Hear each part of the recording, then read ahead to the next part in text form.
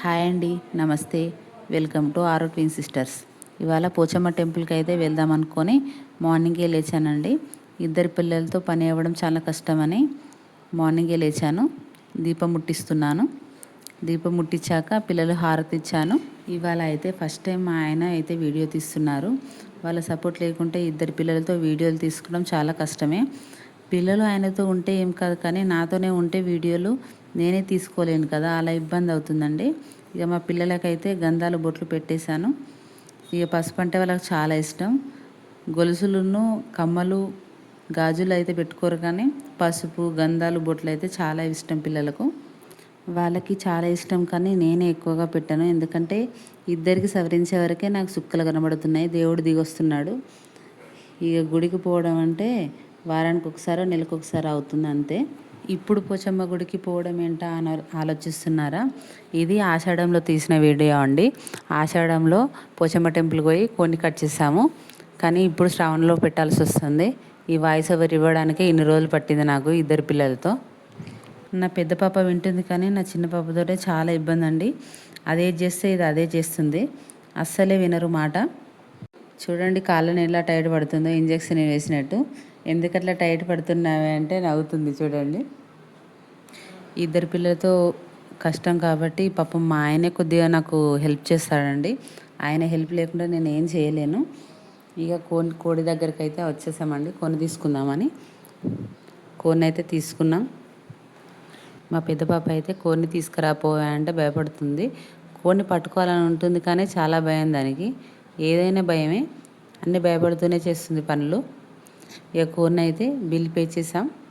Pay చేసి పోచమ్మ టెంపుల్కి అయితే బయలుదేరుతున్నాం. పోచమ్మ టెంపుల్ మాకు దగ్గరలోనే ఉంటుంది, ఒక 10 minutes అంతే. చూడండి వచ్చేసాం. ఇక్కడ సండే రోజు అండ్ వెడ్నెస్డే రోజు చాలా రష్ ఉంటుందండి. అందుకే ఇంకా సండే రోజు అంతకంటే ఎక్కువ రష్ ఉంటుంది, అందుకే వెడ్నెస్డేనే వచ్చాం. ఇది చాలా ఫేమస్ టెంపుల్. పక్క విలేజెస్ వాళ్ళు చాలా వస్తుంటారు ఇక్కడికి.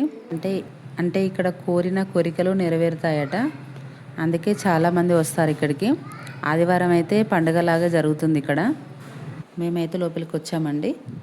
చాలామంది కోరికలు నెరవేరినందుకు యాటలను కోస్తారు. చూడండి పసుబొట్టు పెడుతుంది. దేవత దగ్గర ఉండే ఆమె మాకు కడని తిప్పుతుంది. నా చిన్న బిడ్డ అయితే అసలు బొట్టే పెట్టుకొని ఏడుస్తుంది, కానీ అది బీరపై చూస్తుంది, భయపడినట్టుంది పాపం. ఇక్కడైతే మొక్కుకున్నప్పుడు కోళ్ళు కనీసం అక్కడ గింజలను మొక్కాలట, అంటే గింజలను ముట్టాలట. గింజలను ముడితేనే జడితిచ్చినట్టట కోళ్ళు అయితే. ఇక మేకలు గొర్రెలు ఎలా జడితిస్తాయో మనకు తెలుసు. పిల్లలైతే గంట కొడతా అంటే లోపలికి పోయి గంట కొట్టించాడు మా ఆయన. చూడండి చప్పుళ్ళతోటి బోనాలు ఎత్తుకొని వస్తారు, యాటలను కోస్తారు. ఏమే అయితే కోని మొక్కామండి, జడితిచ్చింది. ఏం మొక్కామంటే నువ్వు మొక్కుబాడు మా ఆయన.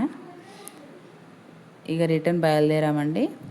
కానీ దారి మధ్యలో ఒక టెంపుల్ ఉంటుంది, అది అగస్త్య గుండం అట. దాని చుట్టూ వాటర్ ఉండి మధ్యలో టెంపుల్ ఉంటుందండి. చూడడానికి వ్యూ అయితే చాలా బాగుంటుంది. లోపలికి వెళ్దాం అనుకున్నాం, కానీ అక్కడ చాలా గబ్బిలాలు ఉంటాయి, పిల్లలు భయపడతారేమో అని అనుకున్నాం. కానీ అది దాని చుట్టుపక్కల ఆ పిట్టగోడ లాగా ఉండదండి. అలా ఉంటే నాకు ఎందుకో కళ్ళు తిరిగినట్టు అవుతాయి. అందుకే భయపడి లోపలికి వెళ్ళొద్దు అని అనుకున్నాం. అందుకే ఇక్కడ నుండే వీడియో తీస్తున్నాను. చూడండి ఎంత బాగుందో వ్యూ.